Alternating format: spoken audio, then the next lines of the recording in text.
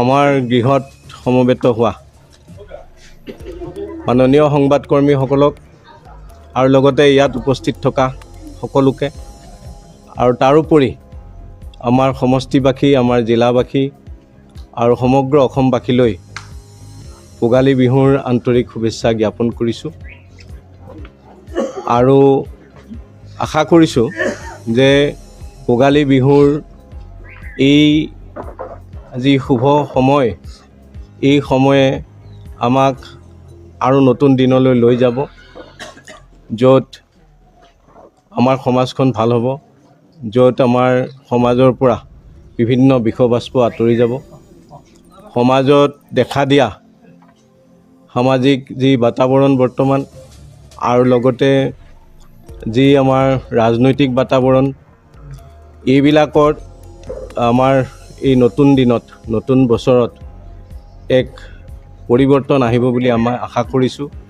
কাৰণ বৰ্তমান আমি যিটো পৰিৱেশত আছোঁ, এই পৰিৱেশত সাম্প্ৰদায়িক বিষবাস্পই আমাৰ সমাজখন কলুষিত কৰিছে, ধৰ্মান্ধতাই আমাৰ সমাজখন ছানি ধৰিছে, দুৰ্নীতিৰ অত্যাধিক প্ৰয়োভৰ হৈছে আৰু তাৰ লগতে বিভিন্ন নেতিবাচক কথাই আমাৰ সমাজখন, আমাৰ সাংস্কৃতিক জীৱন, ৰাজনৈতিক জীৱন এইবিলাক ছানি ধৰিছে। গতিকে আমি এইটোৱে আশা কৰিছোঁ যে ভোগালী বিহুৰ মেজিৰ উত্তাপে এই নেতিবাচক সকলো কথাৰ বিনাশ ঘটাওক আৰু আমাক সকলোকে জাতি, ধৰ্ম, বৰ্ণ, সম্প্ৰদায় সকলোকে মিলি এখন নতুন অসম গঢ়িবৰ কাৰণে নতুন দিনলৈ আগুৱাই যাবলৈ আমাক প্ৰেৰণা দিয়ক এই ভোগালী বিহুৱে, তাকে মই আশা কৰিছোঁ।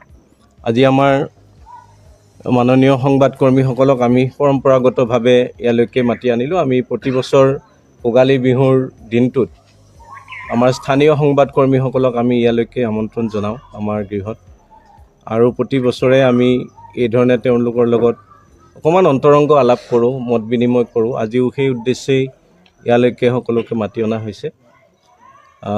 মই আশা কৰিছোঁ আপোনালোক আটাইয়ে কুশলে আছে, ভালে আছে। আমাৰ সন্মুখত বহু কৰণীয় কাম আছে। এইকেইদিন আমি যথেষ্ট ব্যস্ত হৈ আছোঁ।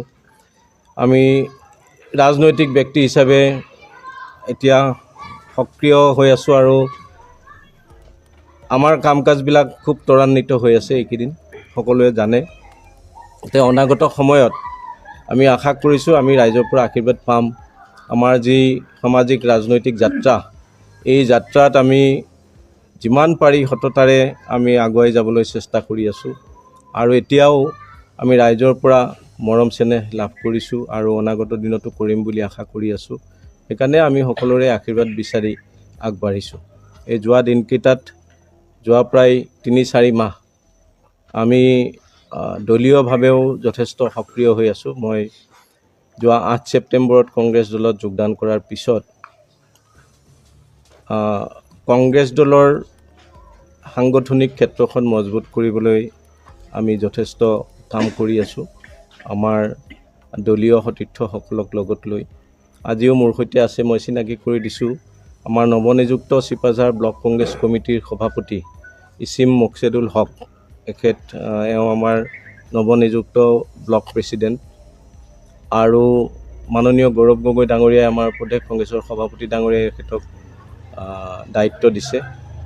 আৰু লগতে আমাৰ আছে দৰং জিলা কংগ্ৰেছ কমিটিৰ উপসভাপতি মিহিৰ কুমাৰ চহৰীয়া, দৰং জিলা কংগ্ৰেছ কমিটিৰ এগৰাকী সাধাৰণ সম্পাদক ৰুক্ম বৰা, দৰং জিলা কংগ্ৰেছ কমিটিৰ আন এগৰাকী সাধাৰণ সম্পাদক আমাৰ বিজু ফুকন শৰ্মা। গতিকে এনেকৈ আমাৰ দলীয় সতীৰ্থসকলো ইয়াত আহিছে আজি বহুখিনি। সকলোকে লৈ আমি অনাগত নিৰ্বাচনমুখী কাম কাজবিলাক আমি আগবঢ়াই লৈ গৈছোঁ আৰু এই ক্ষেত্ৰত ৰাইজৰ যথেষ্ট ভাল সঁহাৰি আমি লাভ কৰিছোঁ। এতিয়া কথা হৈছে যে ৰাজনৈতিক ক্ষেত্ৰখনলৈ আগবাঢ়ি যাওঁতে আমি দেখিছোঁ যে বৰ্তমানৰ চৰকাৰখনে যিবিলাক কাম কৰিছে, বৰ্তমানৰ চৰকাৰখনে যিবিলাক তেওঁলোকৰ কৰ্ম পদ্ধতি, যিবিলাক তেওঁলোকৰ কৰ্মসূচী বা যিবিলাক যি ধৰণে তেওঁলোকে ৰাইজক শোষণ কৰা কাম কৰিছে, এই ব্যৱস্থাটোৰ অৱসান ঘটাবলৈ আমি ৰাইজৰ মাজত সোমাই পৰিছোঁ। আপোনালোকে জানে যে বৰ্তমান চৰকাৰৰ যিবিলাক নীতি, মই উদাহৰণস্বৰূপে কওঁ যে মহাত্মা গান্ধী গ্ৰাম্য নিয়োগ নিশ্চিত যি আঁচনি, এই আঁচনিটো আমাৰ অতি জনপ্ৰিয় আঁচনি আছিলে আৰু এই আঁচনিৰ অধীনত আমাৰ বছৰেকত 100 দিনৰ কৰ্মসংস্থাপন পোৱাৰ, আমাৰ কৰ্মহীন লোকসকলে কৰ্মসংস্থাপন পোৱাৰ এটা ব্যৱস্থা আছিল। এই আঁচনিটোৰ ক্ষেত্ৰত বৰ্তমান কেন্দ্ৰীয় চৰকাৰে এটা নেতিবাচক মনোভাৱ লৈছে। অকল নেতিবাচক মনোভাৱেই নহয়, তেওঁলোকে এই যিটো আমাৰ আঁচনি তাৰ পৰা গান্ধীজীৰ নাম তেওঁলোকে নাইকিয়া কৰি দিয়াৰ কাৰণে ব্যৱস্থা কৰিলে।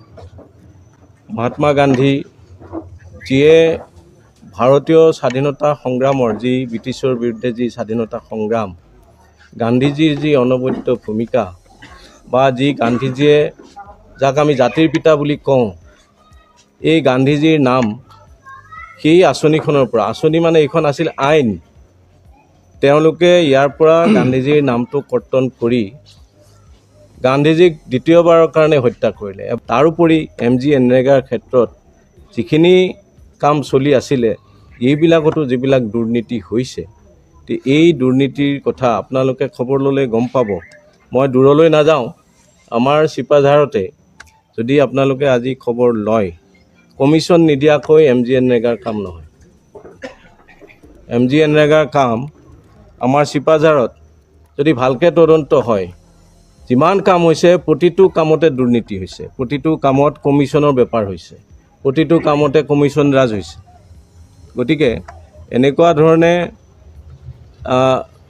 যি সমাজখন একেবাৰে কলুষিত কৰি পেলালে, দুৰ্নীতিৰে গোটেই সমাজখন একেবাৰে ঢাকি পেলালে আৰু যি অভাৱনীয়ভাৱে কমিশ্যন ৰাজৰ বজাৰ বহুৱালে, এইটো ক্ষেত্ৰত মই ভাবোঁ ৰাইজে এতিয়া কথাবিলাক গম পাইছে। প্ৰতিদ্বন্দ্বিতা কৰাৰ আশা আছে যদি দলে মোক প্ৰাৰ্থিত্ব প্ৰদান কৰে। মই আশা কৰিছোঁ দলে মোক প্ৰাৰ্থিত্ব প্ৰদান কৰিব বুলি, কিন্তু এইটো সম্পূৰ্ণ নিৰ্ভৰ কৰিব দলৰ ঊৰ্ধ্বতন কৰ্তৃপক্ষৰ সেইটো কথা হ'ব। কিন্তু মই আশা কৰিছোঁ আৰু ৰাইজেও বিচাৰিছে, কাৰণ মই এতিয়া যিমানবিলাক অঞ্চললৈ গৈছোঁ, কথা পাতিছোঁ, মানুহৰ মাজতে মই আছোঁ যোৱা 5 বছৰ। মানুহে মোক বিচাৰিছে, মানুহে মোক প্ৰথমতে মই আমাৰ গৃহত সমবেত হোৱা মাননীয় সংবাদকৰ্মীসকলক আৰু লগতে ইয়াত উপস্থিত থকা সকলোকে আৰু তাৰোপৰি আমাৰ সমষ্টিবাসী, আমাৰ জিলাবাসী আৰু সমগ্ৰ অসমবাসীলৈ ভোগালী বিহুৰ আন্তৰিক শুভেচ্ছা জ্ঞাপন কৰিছোঁ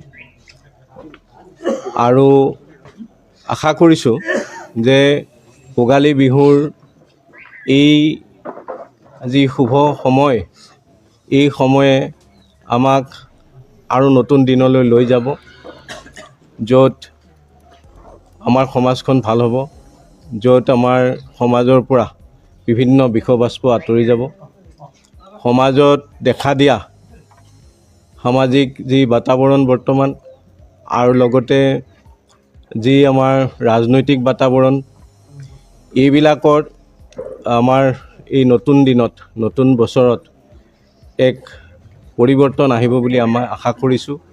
কাৰণ বৰ্তমান আমি যিটো পৰিৱেশত আছোঁ, এই পৰিৱেশত সাম্প্ৰদায়িক বিষবাষ্পই আমাৰ সমাজখন কলুষিত কৰিছে, ধৰ্মান্ধতাই আমাৰ সমাজখন ছানি ধৰিছে, দুৰ্নীতিৰ অত্যাধিক পয়োভৰ হৈছে আৰু তাৰ লগতে বিভিন্ন নেতিবাচক কথাই আমাৰ সমাজখন, আমাৰ সাংস্কৃতিক জীৱন, ৰাজনৈতিক জীৱন এইবিলাক ছানি ধৰিছে। গতিকে আমি এইটোৱে আশা কৰিছোঁ যে ভোগালী বিহুৰ মেজিৰ উত্তাপে এই নেতিবাচক সকলো কথাৰ বিনাশ ঘটাওক আৰু আমাক সকলোকে, জাতি, ধৰ্ম, বৰ্ণ, সম্প্ৰদায় সকলোকে মিলি এখন নতুন অসম গঢ়িবৰ কাৰণে নতুন দিনলৈ আগুৱাই যাবলৈ আমাক প্ৰেৰণা দিয়ক এই ভোগালী বিহুৱে, তাকে মই আশা কৰিছোঁ।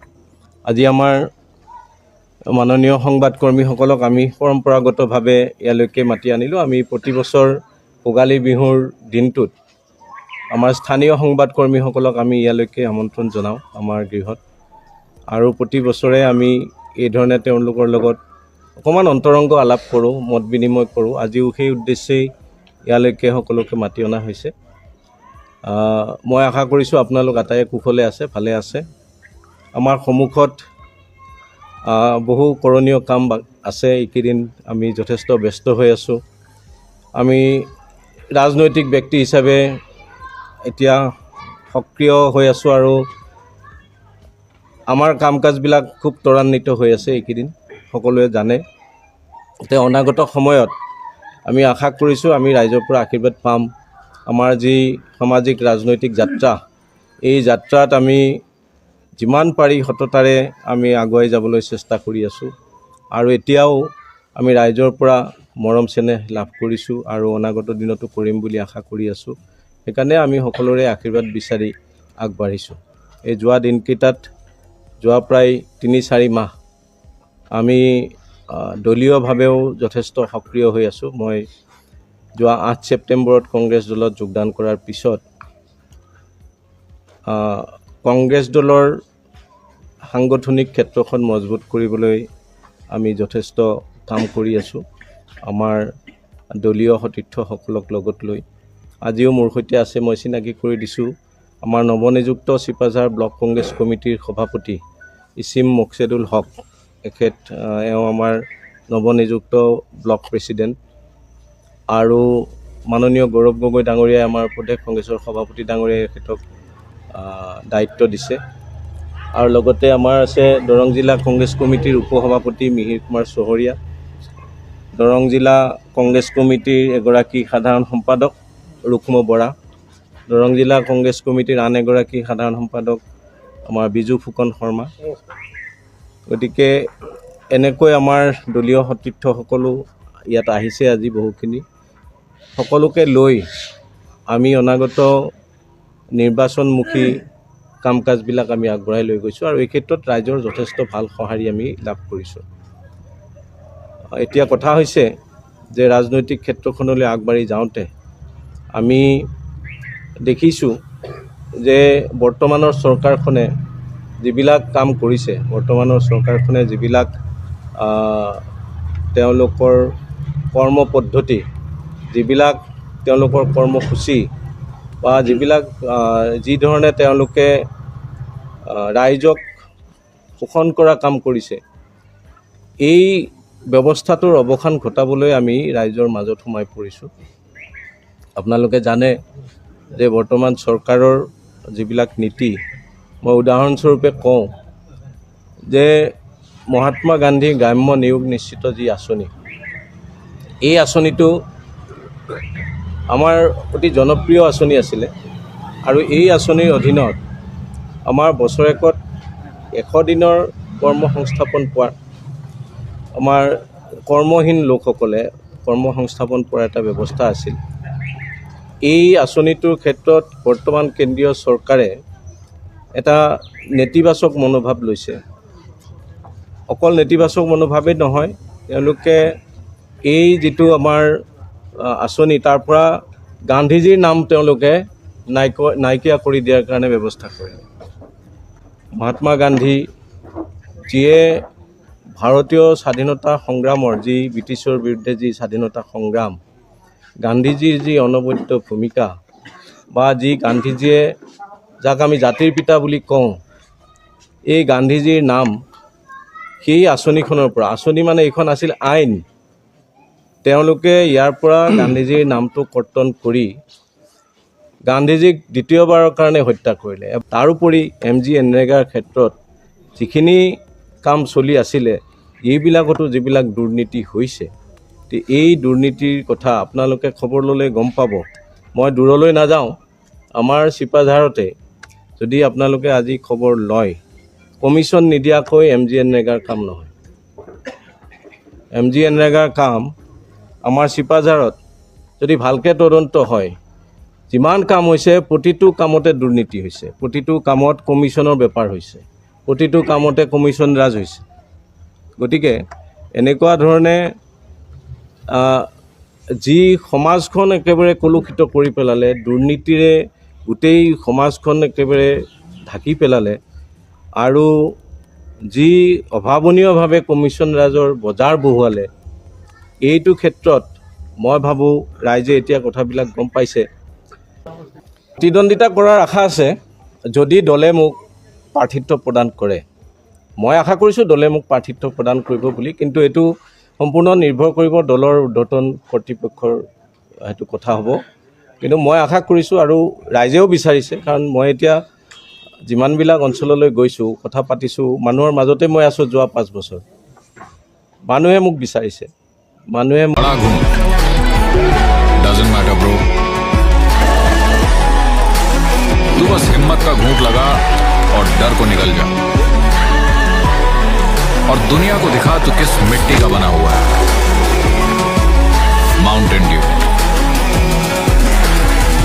डर के आगे जीत है। All the women in my life have played pivotal roles in my success. Here's wishing a very